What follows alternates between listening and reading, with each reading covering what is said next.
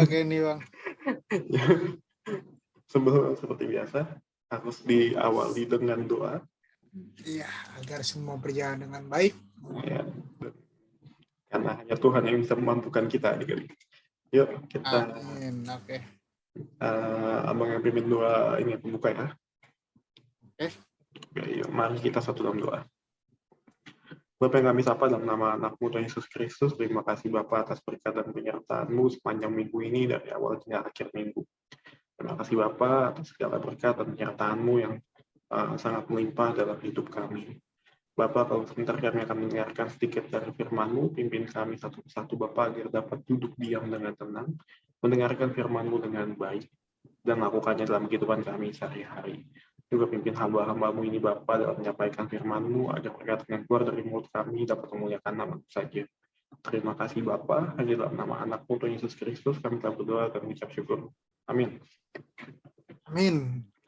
Amin. Oke. Sebelum kita mulai, kita perlu ini dia. Iya Bang. Kita. Oke. Iya. Nanya dulu nih Bang Giri. Iya Bang.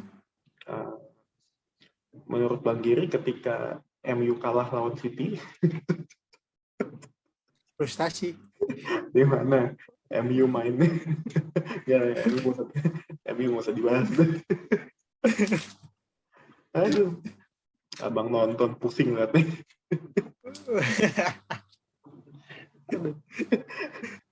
Pengen langsung matiin, ya kan? Langsung tidur tapi tidak bisa nyenyak. Itu kayaknya kalau Bang Nex yang jadi backnya lebih dikit kemasukannya kayaknya. Nggak kegolan lah Bang.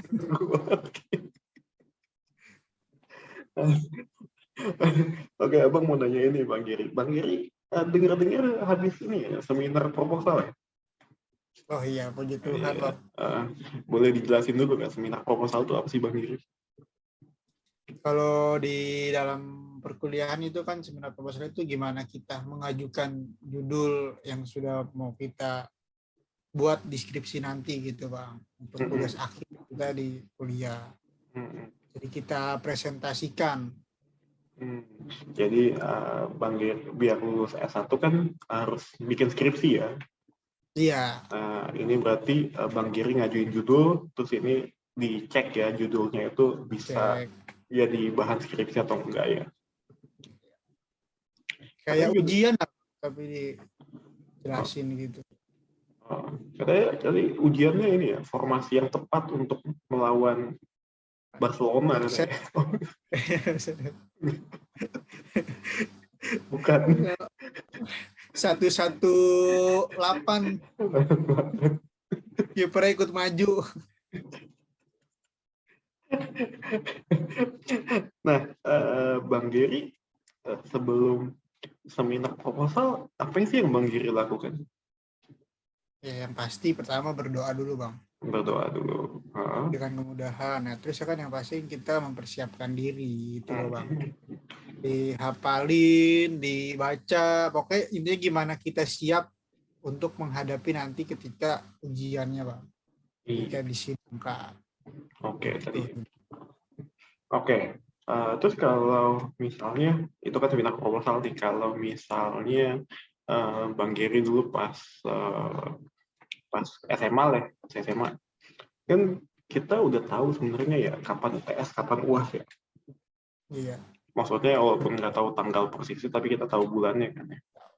Nah, Bang Giri dulu untuk menghadapi ujian gitu gimana sih biasanya? Langkah-langkahnya? Ya langkah-langkahnya pertama ya belajar sih, yang pasti itu udah pasti belajar ya. Dan yang kedua ya kalau misalnya itu kan banyak tuh di sekolahan sekarang kan, apalagi kelas 3 ada namanya bimbel, mata pelajaran tambahan ya, diikutin secara rutin, dipahami agar itu kita kayak waktu kelas 3 yang namanya kita kan ngadepin UN kan, lagi itu udah disiapin dari 6 bulan sebelumnya. Nah itu jadi selama 6 bulan itu kita mempersiapkan, kita baca-baca ulang sampai benar-benar ketika sudah saatnya tiba ujian itu, ya kita siap dengan apa yang sudah kita pelajari, yang sudah kita baca. Jadi nggak ada ya yang nggak belajar terus pas hari H baru tahu ujian. Oh, hari ini ujian ternyata. Oh ya, Nggak ada oh kayak ya, gitu. nggak apa-apa, santai saja kayaknya. Terlalu santai akhirnya ya jeblok. Tahu ujiannya atau H-1 dikasih tahu teman. Kita besok UN. Itu juga, itu juga dikasih tahu temen ya kan, tahu ujian dikasih tahu teman.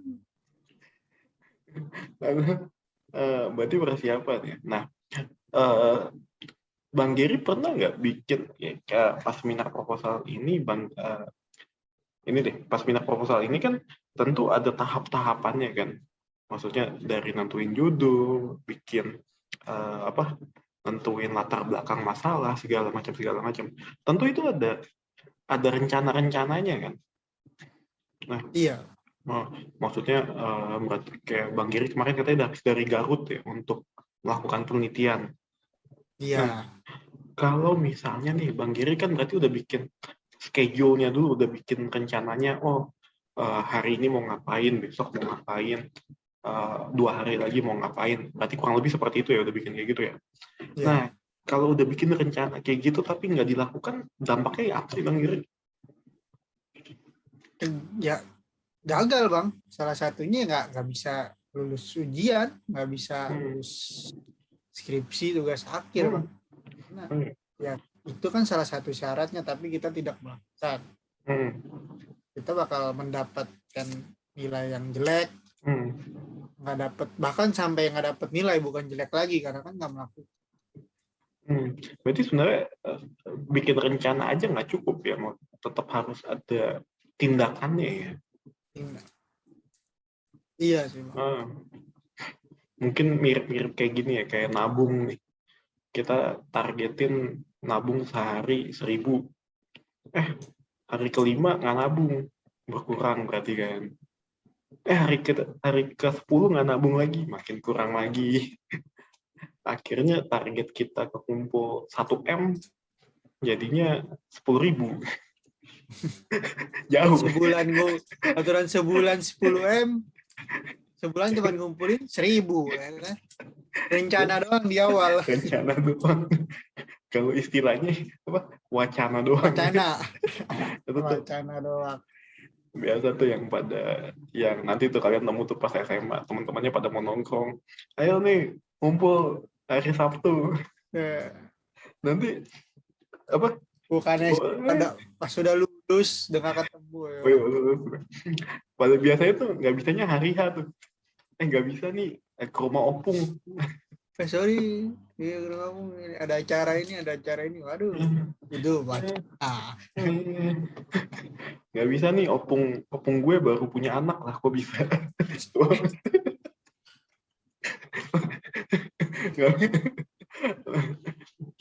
Itu ketahuan bohong ya.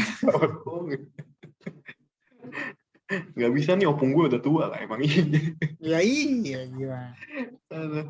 Ya itu lah contoh wacana doang, persiapan tapi nggak ada tindakan. Tapi di satu sisi kalau misalnya Bang Giri, kalau kita nggak punya perencanaan yang jelas nih, kita pokoknya hajar-hajar aja gitu. Akibatnya apa sih? Hai adik-adik. Halo adik-adik. Apa kabarnya? Walaupun nggak ada yang bales. Ya, Bang Sim sendiri gimana kabarnya? Abang lumayan lah. Bang Giri gimana? Lumayan. Wah, puji Tuhan. Masih bisa lari-lari Bang Giri ya? Lari dari kenyataan. Kira lari dari masa lalu. Masa lampau.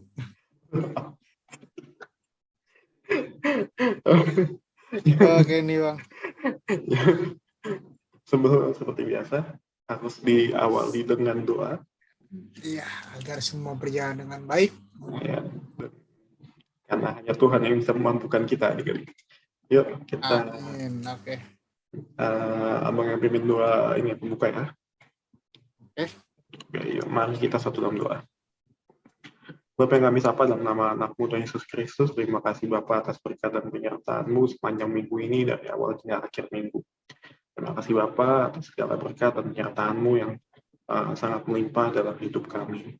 Bapak, kalau sebentar kami akan mendengarkan sedikit dari firman-Mu, pimpin kami satu persatu Bapak agar dapat duduk diam dengan tenang, mendengarkan firman-Mu dengan baik, dan lakukannya dalam kehidupan kami sehari-hari.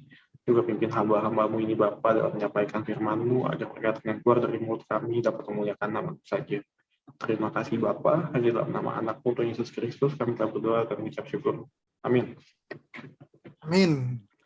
Amin. Oke. Sebelum kita mulai, kita perlu ini dia. Iya bang, kita.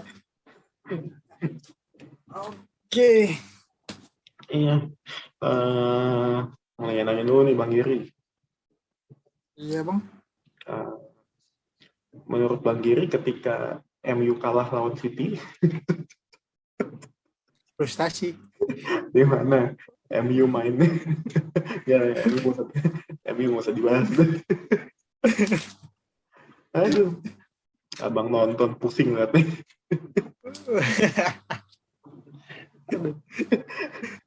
Pengen langsung matiin, ya kan?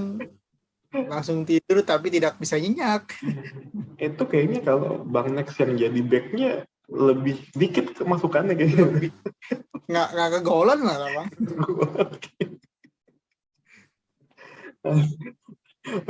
Oke, abang mau nanya ini Bang Giri. Bang Giri, dengar-dengar habis ini ya, seminar proposal ya?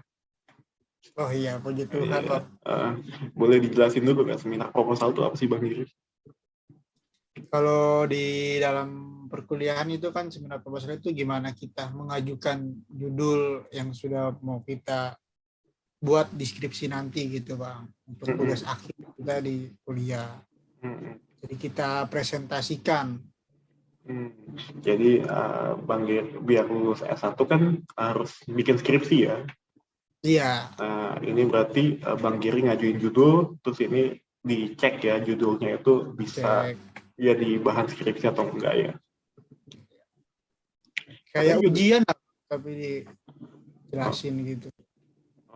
Katanya jadi ujiannya ini ya, formasi yang tepat untuk melawan Barcelona. Bukan. 118 kiper ikut maju. Nah, Bang Giri sebelum seminar proposal, apa sih yang Bang Giri lakukan? Ya, yang pasti pertama berdoa dulu bang. Berdoa dulu. Dengan kemudahan. Nah, terus kan yang pasti kita mempersiapkan diri itu loh bang. Dihafalin, dibaca, pokoknya intinya gimana kita siap untuk menghadapi nanti ketika ujiannya bang. Ketika disidangkan. Oke, tadi. Oke. Terus kalau misalnya itu kan seminar proposal nih, kalau misalnya Bang Giri dulu pas SMA lah, SMA kan kita udah tahu sebenarnya ya kapan UTS, kapan UAS ya. Iya. Maksudnya walaupun nggak tahu tanggal persisnya, tapi kita tahu bulannya kan ya. Nah, Bang Giri dulu untuk menghadapi ujian gitu gimana sih biasanya? Langkah-langkahnya? Ya langkah-langkahnya pertama ya belajar sih, yang pasti itu udah pasti belajar ya. Dan yang kedua ya kalau misalnya itu kan banyak tuh di sekolahan sekarang kan, apalagi kelas 3 ada namanya bimbel, kita pelajaran tambahan ya, diikutin secara rutin, dipahami agar itu kita kayak waktu kelas 3 yang namanya kita kan ngadepin UN kan, lagi itu udah disiapin dari 6 bulan sebelumnya. Nah itu jadi selama 6 bulan itu kita mempersiapkan, kita baca-baca ulang sampai benar-benar ketika sudah saatnya tiba ujian itu ya kita siap dengan apa yang sudah kita pelajari, yang sudah kita baca. Jadi nggak ada ya yang nggak belajar terus pas hari H baru tahu ujian. Oh hari ini ujian ternyata. Oh ya. Nggak ada kayak gitu. Ya apa-apa, santai saja kayaknya. Terlalu santai akhirnya ya jeblok. tahu ujiannya atau H-1 dikasih tahu teman. Kita besok UN. Itu juga, itu juga dikasih tahu temen ya kan. Tahu ujian dikasih tahu teman. Lalu, berarti persiapan ya. Nah, eh, Bang Giri pernah nggak bikin ya, pas seminar proposal ini, ini deh, pas seminar proposal ini kan tentu ada tahap-tahapannya kan. Maksudnya dari nentuin judul, bikin apa, nentuin latar belakang masalah, segala macam. Tentu itu ada rencana-rencananya kan. Nah, Iya. maksudnya berarti kayak Bang Giri kemarin katanya habis dari Garut ya untuk melakukan penelitian. Iya. Nah, kalau misalnya nih Bang Giri kan berarti udah bikin schedule-nya dulu, udah bikin rencananya, hari ini mau ngapain, besok mau ngapain, 2 hari lagi mau ngapain. Berarti kurang lebih seperti itu ya, udah bikin kayak gitu ya.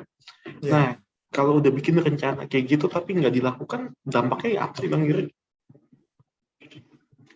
Ya gagal Bang. Salah satunya nggak bisa lulus ujian, nggak bisa lulus skripsi, tugas akhir Bang.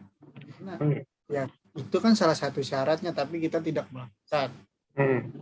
Kita bakal mendapatkan nilai yang jelek, nggak dapat, bahkan sampai nggak dapat nilai, bukan jelek lagi karena kan nggak melakukan. Berarti sebenarnya bikin rencana aja nggak cukup ya, mau tetap harus ada tindakannya ya. Iya sih Bang. Mungkin mirip-mirip kayak gini ya, kayak nabung nih. Kita targetin nabung sehari 1.000. Hari kelima nggak nabung, berkurang berarti kan. Hari ke-10 nggak nabung lagi, makin kurang lagi. Akhirnya target kita kekumpul 1 M, jadinya 10.000. Jauh. Aturan sebulan 10 M, sebulan cuma ngumpulin 1.000 ya kan? Rencana doang di awal. Rencana doang. Kalau istilahnya apa? Wacana doang. Wacana doang. Biasa tuh yang nanti tuh kalian nemu tuh pas SMA, teman-temannya pada mau nongkrong. Ayo nih, ngumpul hari Sabtu. Nanti apa? Bukannya pas sudah lulus dengan ketemu ya. Pada biasanya tuh nggak bisanya hari H tuh. Nggak bisa nih ke rumah opung. Sorry, iya ke rumah opung, ada acara ini. Waduh, itu baca. Nggak bisa nih, opung gue baru punya anak lah, kok bisa.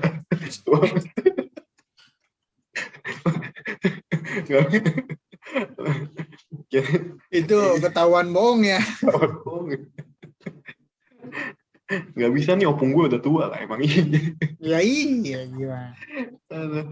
Ya, ya itu lah contoh wacana doang, persiapan tapi nggak ada tindakan. Tapi di satu sisi kalau misalnya Bang Giri, kalau kita nggak punya perencanaan yang jelas nih, kita pokoknya hajar-hajar aja gitu. Akibatnya apa sih? Ya baik lagi sih Bang kayak gitu. Ketika kita sudah mempersiapkan aja, belum tentu pas kita pas terjadi pas hari hanya lebar kata. Jadi kita untuk siap gitu, apalagi nggak direncanain gitu Bang. Iya sih. Ya salah satu bisa berhasil tapi tidak maksimal Bang. Itu sih. Dan bahayanya kita nggak tahu gitu loh, nggak tahu bakal gimana. Iya betul. Dan bahayanya nggak ada persiapan tuh contohnya gini. Misalnya kita ujiannya IPA. Wah, tindakannya tapi belajar IPS. Ada tindakannya betul, tapi nggak nyambung aja.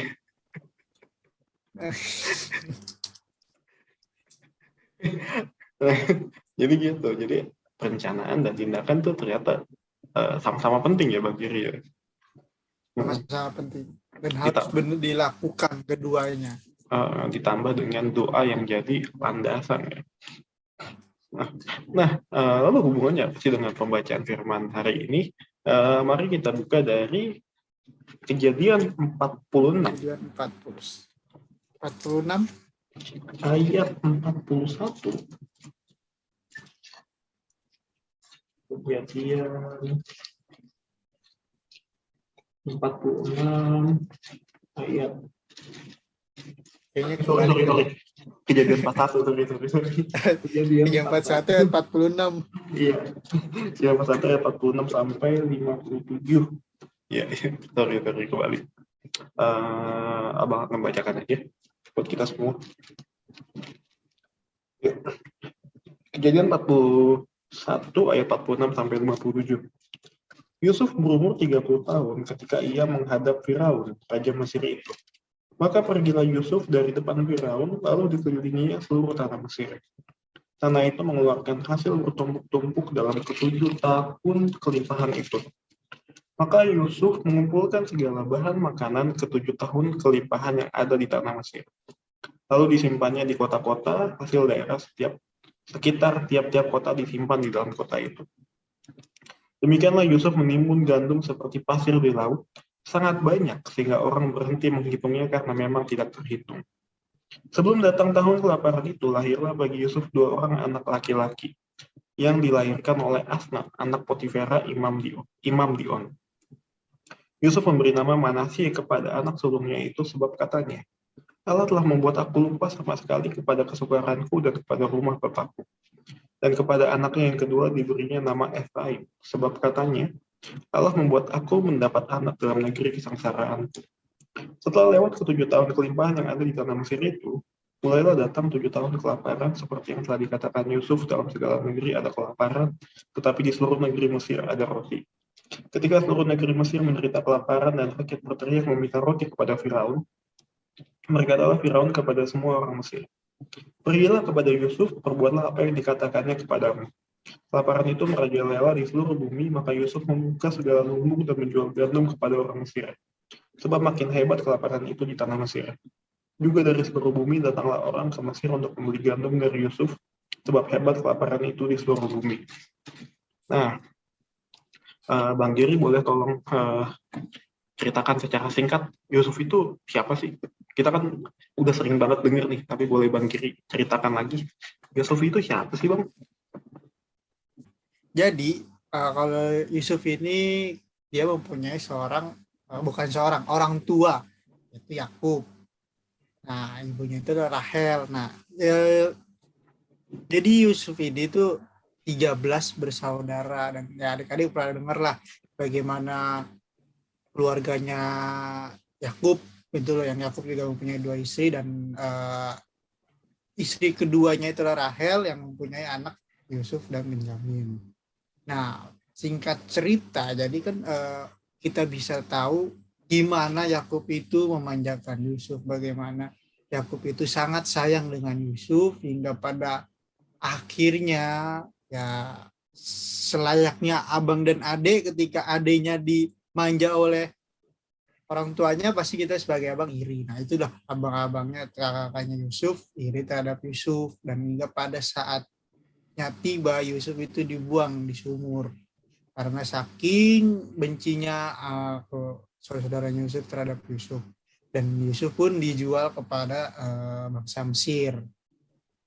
Nah, kita juga bisa lihat di sini ketika Yusuf dibuang, bukannya Yusuf makin sengsara. Kita baca pada nats ini pun bagaimana Yusuf menjadi kalau bisa dibilang menjadi tangan kanannya Firaun gitu loh, jadi penguasa di Firaun. Kalau di sini mungkin bisa dibilang bupati atau wali kota lah Bang ya, ibarat kata gitu. Nah, situlah mulai kebangkitan Yusuf gitu loh. Dan kita juga tahu bagaimana Yusuf mempunyai karunia dari Tuhan, yaitu bisa mentafsirkan mimpi. Tuh. Nah, ya kita bisa lihat bagaimana Yusuf menjadi penguasa pun karena karunia dia dari Tuhan. Nah, itu dia tahu gitu loh tentang mimpinya Firaun, hingga pada akhirnya dia dijadikan penguasa. Dan pada akhirnya pun tiba bagaimana Yusuf menjalankan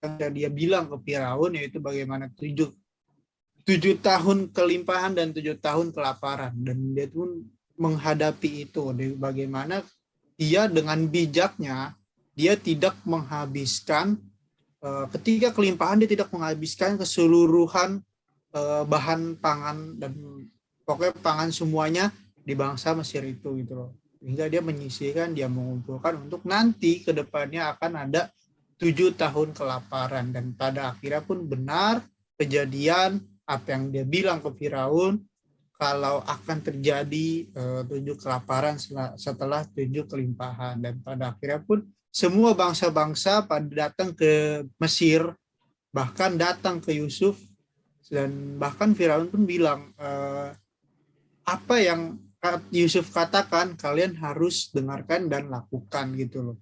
Dan itu bagaimana si Yusuf sangat dihormati dan diberikan kepercayaan gitu. Dan begitupun dengan Yusuf, dia tahu ya kan, oh ini bakal kejadian begini, dan dia dengan bijaksananya, dengan kebijaksanaannya dia melakukan itu dengan baik gitu, dan bahkan dia bisa melewati 7 tahun kelaparan kelimpahan itu dengan sangat baik.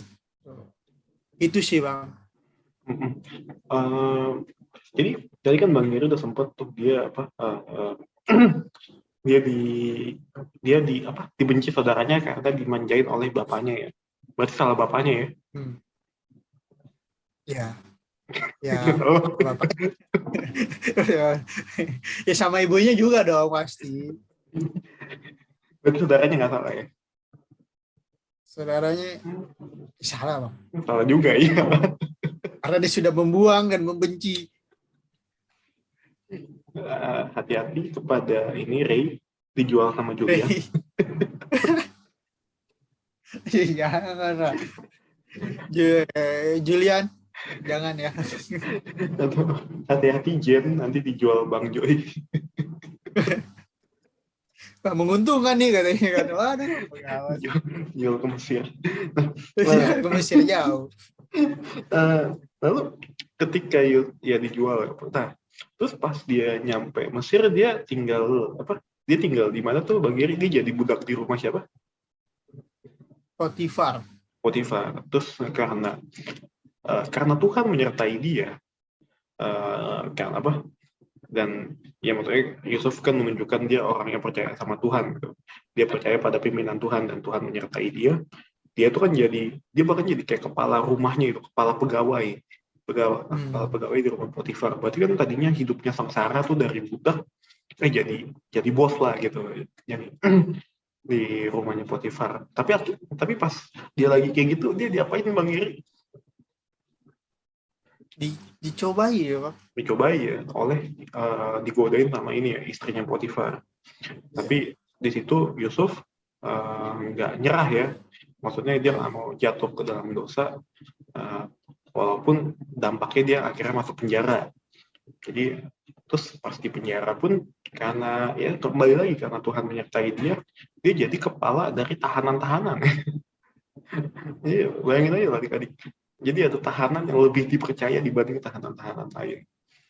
Terus di penjara pun dia menunjukkan tadi seperti kata Bang Giri, Tuhan ngasih dia karunia untuk menafsirkan mimpi. Dia menerjemahkan mimpinya juru minum sama juru roti. Nah, tapi di mana si juru minumnya lupa akan Yusuf sampai akhirnya Firaun mempunyai mimpi dan mencari siapa yang bisa menerjemahkan. Baru akhirnya Yusuf dipanggil, Yusuf dengan pertolongan Tuhan bisa menerjemahkan mimpi Firaun, akhirnya dia jadi penguasa. Berarti sebenarnya hidupnya Yusuf ini lumayan naik turun Bang Giri ya? Nggak mulus lah Bang. Iya, ada aja ujian di hidupnya ya. Di saudaranya, terus istrinya Potifar, terus tempat dilupain sama temennya si juru minum. Tapi artinya apa sih Bang Giri ngelihat berarti hidup itu kan emang nggak selalu mulus ya. Nah, tapi apa sih yang bisa kita lihat dari hidupnya Yusuf, perjalanannya? Kalau yang kita lihat ya, bagaimana dia pertama sih taat gitu loh Bang. Dan yang kedua bagaimana dia bijaksana ketika dia tahu itu apa yang terjadi ke depannya melalui penafsiran mimpi itu kan. Dan dia ya mempersiapkan diri, intinya gitu, bisa mempersiapkan diri walaupun dia nggak tahu nih ke depannya dia bakal jadi penguasa, dia bakal jadi apa gitu, tapi tetap intinya dia mempersiapkan diri dan tetap taat gitu Bang. Nggak yang ya udah biarin aja aku juga intinya sih persiapkan diri dia untuk menjadi lebih baik sih bang. Berarti mau persiapkan diri di sini tuh dalam arti dia itu tetap menjaga perilaku dirinya ya, menjadi perilaku yang baik ya. Dan apa? Mungkin ibarat naik turun hidupnya Yusuf mungkin kayak kita ujian kali ya. Ya kan ujian yang namanya ujian di sekolah maksudnya. Bahwa pencobaan yang ada di hidup Yusuf itu seperti ujian yang kita alami ketika kita ada di sekolah. Tujuannya ujian tuh apa sih Bang Giri? Iya, itu ya kalau untuk soalnya ya menguji kemampuan kita yang pertama, terus yang kedua bagaimana kita untuk naik kelas. Naik kelas, gitu. betul. Kalau naik kelas berarti naik kemampuan kita naik ya? Kemampuan. Kelas itu dari susah ke gampang atau gampang ke susah Bang Giri? Yang pasti gue gampang ke susah bang. Gak mungkin kelas 6 ke kelas 1. Kelas 1 ke kelas 6 gitu. Jadi nggak ada ya lulus TK masuknya SMA ya, nggak ada ya? Itu langsung susah, bukan gampang lagi. Nah, ya seperti itu adik-adik.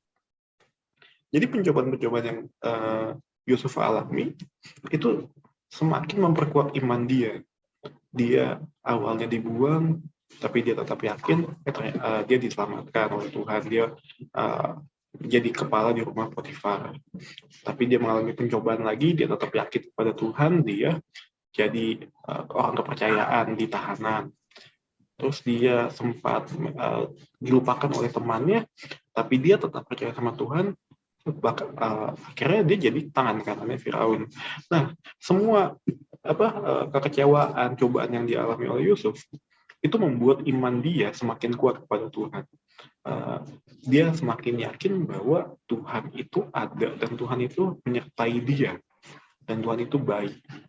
Nah, sehingga akhirnya Yusuf kan menghadapi tantangan yang maksudnya salah satu tantangan yang paling besar di hidupnya, yaitu bagaimana dia bisa mengelola Mesir ini. Jadi kan tadi Bang Giri sempat nyinggung juga bahwa Firaun punya mimpi nih. Arti mimpi itu adalah Mesir itu akan dilanda kesuburan 7 tahun dan akan dilanda kelaparan 7 tahun. Nah, di sini kan butuh iman. Butuh imannya itu untuk percaya bahwa arti mimpi itu memang seperti itu, bahwa akan 7 tahun kemakmuran dan 7 tahun kelaparan. Di situ perlu iman untuk yakin bahwa Tuhan, bahwa percaya kepada Tuhan bahwa emang itu yang rencana Tuhan. Dan butuh iman juga untuk memastikan untuk memiliki pengertian bagaimana menghadapi hal ini, bahwa Tuhan akan memberi kita pengertian, memberi kita hikmat, memberi kita kepintaran sehingga kita bisa melalui ini semua. Tapi enggak. Nah, ketika itu kan berarti ketika kita udah yakin nih, rencana Tuhan emang seperti ini. Lalu Tuhan ngasih tahu, caranya harus seperti ini, seperti ini. Nah, yang terakhir yang kita lakukan adalah tindakan. Itu yang tadi Bang Giri di awal sempat ucapkan adik-adik, bahwa harus ada doa, harus ada persiapan, harus ada tindakan. Nah, boleh diulang lagi nggak Bang Giri tadi, Yusuf tuh tindakannya apa sih? Itu sih Bang, balik lagi tindakannya si Yusuf itu ketika dia tahu dia bakal menghadapi kelaparan, nggak kira dia menyisihkan sebagian gitu loh, menyisihkan, mengumpulkan, menabung hingga ya pas terjadi kalau 7 tahun itu kelaparan, ya dia sudah siap gitu loh menghadapinya dan tidak merasa kekurangan gitu. Bayangkan kalau Yusuf tuh nggak nabung, wah Mesir nggak jadi tuh piramida. Nggak. Udah nggak tahu Bang, bukan Mesir doang, orang kada yang semua kelaparan gimana? Semua, aduh. Nanti bayangin misalnya Yusuf udah punya rencana nih, dia harus tiap daerah harus menyisihkan berapa bagian, tapi ternyata ada daerah yang nggak nabung, akhirnya kurang kan jadinya. Iya. Atau enggak Yusuf misalnya 1 tahun, wah ini subur nih, 2 tahun atau subur kok, mana nih kelaparan, gak ada, akhirnya nggak persiapan. Jadi itulah adik-adik kenapa diperlukan iman, diperlukan iman, diperlukan persiapan, diperlukan tindakan untuk melakukannya. Gitu. Nah, lalu Yusuf di sini diceritakan bahwa dia punya anak ya, Bang Giri. Nah, iya, jadi Yusuf itu mempunyai 2 anak, Bang. Yang pertama itu ya Manasye, dan yang kedua adalah Efraim. Nah, di situ Manasye artinya apa sih, Bang Giri? Manasye, sebab katanya Allah telah membuat aku lupa sama sekali kepada kesukaranku dan kepada rumah bapakku. Yang kalau Efraim? Efraim adalah Allah membuat aku mendapat anak dalam negeri kesengsaraanku. Artinya bahwa sekalipun Yusuf itu mengalami segala kesukaran di awal-awal hidupnya, tapi ternyata ketika dia hidup sesuai dengan itu kan, sesuai dengan apa yang Tuhan inginkan, dan Tuhan menunjukkan kuasanya dengan menyertai dia, ternyata dia mendapat penghiburan ya, dia mendapatkan berkat ya. Makanya makanya 2 anaknya itu dinamakan seperti itu, Manasye dan Efraim, sebagai bentuk rasa syukur Yusuf atas pertolongan Tuhan hidupnya. Berarti bisa kita bilang nggak sih, Bang Giri, kalau segala usaha kita tuh nggak bakal sia-sia? Ya, benar. Kalau kata Bang Agus, percaya proses. Inspiratif sekali ya. Sekali dah. Bang Agus tuh layak jadi motivator. Kapan-kapan kita undang lagi. Ya, harus wajib, Bang. Nah, tapi emang ya prosesnya itu kan. Kadang kalau kita mau ujian ya kita harus belajar. Begitu nggak gampang ya. Iya, benar. Kayak Bang Giri mau sempro harus ke Garut dulu kemarin ya. Ya salah satunya itu sih, Bang. Kan Kita bagaimana bakal 2 bulan tuh kita pengerjaannya 3 bulan lebih malah. Ya. Makanya tadi apa yang harus kita renungkan nih, Bang Giri, terkait itu? Yang pertama, yang tadi kita bisa ngeliat dari Yusuf, bagaimana kita mempersiapkan diri, Bang. Bagaimana kayak adik-adik tahu nih, misalnya bulan Desember, bulan depan udah bakal ujian akhir semester. Nah, kayak Yusuf tahu 7 tahun dia bakal ada kelaparan. Nah, apa yang dia persiapkan? Menabung, menyisihkan gitu loh, menyisihkan pangan-pangan dia. Nah, begitupun adik-adik udah tahu nih bulan depan. Seharusnya sih dari awal masuk udah mempersiapkan, karena udah tahu Desember atau September itu tengah semester, Desember itu akhir semester, itu udah pasti ujian. Nah, berarti kan mempersiapkannya bukan dari sekarang seharusnya, tapi udah dari awal. Ketika kita itu udah tahu nih dapat ya, kayak tadi di awal gitu Bang, ketika udah merencanakan dan kita udah siap, ya walaupun kita nggak tahu gitu loh bagaimana persiapan adanya, tapi yang pasti udah tahu lah gitu Bang harus bagaimana. Dan ya itu betul, dan itu sangat betul gitu. Dan berikutnya yang kita bisa lihat dari Yusuf adalah Yusuf itu mikirinnya berapa tahun ke depan, Bang Giri? 7 tahun ke depan, 14 tahun lah. Iya, 7 tahun. 7 dan 7 ya, 14 tahun ya. Iya. Artinya Yusuf itu memiliki pandangan yang sangat luas ya. Iya. Istilahnya tuh kalau di bola pelatihnya MU udah tahu tuh dia ngoper ke Maguire. Bakal kalah gitu. Kirain udah tahu bakal kalah ya kan.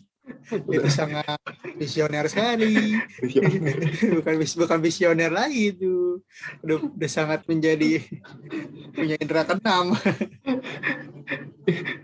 Ya bener tuh kalau di pelatih bola ya, katanya tuh pelatih yang jago seperti Ole Gunnar Solskjaer kan tuh udah tahu tuh kalau bolanya ke sini pemainnya harus ngapain, bolanya ke sini pemainnya harus ngapain. Nah itu tuh memiliki visi ya, memiliki pandangan yang jauh ya.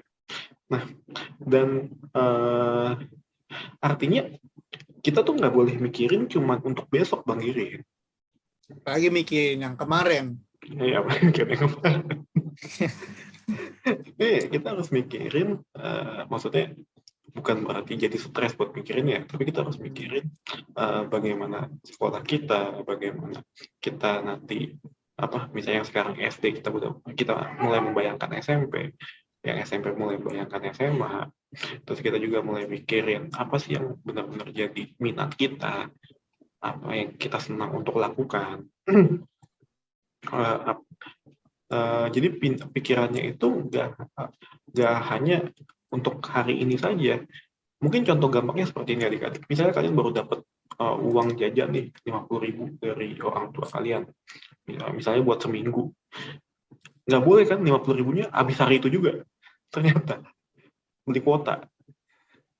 Nah, padahal masih ada hari Selasa, Rabu, Kamis, Jumat. Apalagi udah masuk sekolah, harus keluar ongkos kan. Nah, itulah contoh-contoh yang kita itu memikirkan nggak sih hari-hari ke depan, atau yang kita pikirkan hanya hari ini saja. Dan kalau kita mau tarik lebih jauh lagi, sebenarnya orang Kristen itu mempersiapkan dirinya kapan sih Bang Giri? Nah, ya berarti kita sebagai orang Kristen harus mempersiapkan diri kita dari sekarang Bang, untuk nanti kehidupan yang kekal gitu. Jangan nanti ya amit-amit, maksudnya kita udah mati baru mempersiapkan apa yang dipersiapkan gitu Bang. Karena kita tahu nanti ada. Iya, setelah kita meninggal pasti kan akan ada kehidupan yang kekal. Iya, pertandingan udah selesai, Ronaldo baru golin. Ya, papan skor nggak berubah kan? Latihan itu. Latihan. Dan yang terakhir adalah lihat bahwa yang mencari makanan ke Mesir itu orang-orang Mesir doang atau seluruh bumi? Seluruh bumi Bang. Karena kan ya tadi yang disebutkan hanya ada di bangsa Mesir. Ya, artinya apa sih Bang Giri? Tadi kelimpahan itu ya? Iya. Artinya apa sih Bang Giri? Jadi ya artinya kita bisa lihat Bang, gitu loh, kalau apa yang kita punya, apa yang kita miliki itu bukan hanya milik kita, maksudnya bukan kita nikmati sendiri, bukan dalam arti kita nggak boleh pelit gitu, dan dalam arti juga kita harus saling berbagi, saling peduli gitu loh Bang. Apalagi dari sekarang kan kondisi kita sekarang, ya kita harus peduli, dan kita tahu lah gitu banyak teman-teman kita. Itu sih Bang. Iya, dan baiknya tuh bukan ke yang sama agama doang atau sama suku doang, tapi ke semua orang ya. Tanpa ada perbedaan. Iya, apalagi kita bersyukur ya pandemi udah mulai berkurang, udah mulai turun. Tapi tetap ada saudara-saudara kita yang harus dibantu. Nah, di saat seperti inilah kita semakin menunjukkan ya kasih Tuhan kepada sesama kita, tanpa memandang suku, tanpa memandang agama, tanpa memandang dia baik atau enggak pada kita. Seperti biasa, bisa nyumbang di mana Bang Giri? Kita bisa dan benih baik kita ya? Bisa. Iya. Oke. Seperti biasa, ini nggak disponsorin, ntar lagi jadi sponsor. Ada kita yang sponsorin mereka mestinya. Orang mereka galangan dana. Iya sih. Iya, benar. Seperti itulah adik-adik. Nah, ada ini Bang Giri masukan untuk masukan lagi terakhir buat adik-adik. Sekalian kesimpulan dari cerita hari ini. Iya. Balik lagi Bang, kita harus mempersiapkan diri seperti yang tadi Abang bilang. Adik-adik udah tahu adik-adik akan ujian, maka adik-adik harus mempersiapkan diri dan balik lagi, bukan hanya mempersiapkan diri saja, tapi kita juga harus ada tindakan dan tetap harus ada doa. Dan yang kedua juga tadi, yang terakhir kita simpulkan, kita juga harus memikirkan bagaimana ke depannya gitu loh. Jangan hanya memikirkan, ya bukannya melarang, tapi kita kalau bisa jangan hanya memikirkan hari ini. Seperti yang tadi Abang saya bilang, contoh masalah uang jajan. Kalau bisa ditabung untuk kedepannya, ya harus ditabung gitu. Dan yang ketiga, yang terakhir, bagaimana kita harus mengasihi, kita harus punya kasih terhadap sesama kita. Itu sih Bang. Oke, kalau gitu. Adik-adik, demikian pembacaan firman Tuhan hari ini. Kita mau doa, kita mau tutup ibadah kita hari ini akan dipimpin oleh Bang Geri. Mari adik-adik kita satu dalam doa. Bapa kami di surga, terima kasih Tuhan atas berkat yang telah Kau berikan kepada kami. Baru saja kami, Bang Sam dan Bang Geri, baru saja menyampaikan sebagian dari firman-Mu, dan kiranya adik-adik dan anak-anak-Mu bisa mencerna, bisa mendengarkan dan menjalankannya dengan baik dalam kehidupan sehari-hari ya Tuhan. Ajarlah kami untuk selalu mempersiapkan diri kami untuk kedepannya nanti, dan ajarlah kami untuk saling mengasihi juga kepada sesama kami ya Bapak. Dan berikan juga kami kesehatan selalu di tengah pandemi ini yang semakin membaik, dan kami sangat bersyukur Tuhan Kau sudah memberikan kebaikan-kebaikan terus di dalam pandemi ini ya Bapak. Dan berkati juga teman-teman kami yang masih terdampak, kiranya Kau tetap memberkati mereka, memberikan mereka hikmat, dan memberikan mereka kesehatan selalu ya Bapak. Inilah doa kami hanya dalam anak-Mu Kristus. Kami ucap syukur dan doa haleluya. Amin. Amin. Selamat hari Minggu adik-adik. Selamat hari adik. Terima kasih Bang Sam. Terima kasih adik-adik, terima kasih Bang Giri. Di saat badai bergelora, ku akan terbang bersama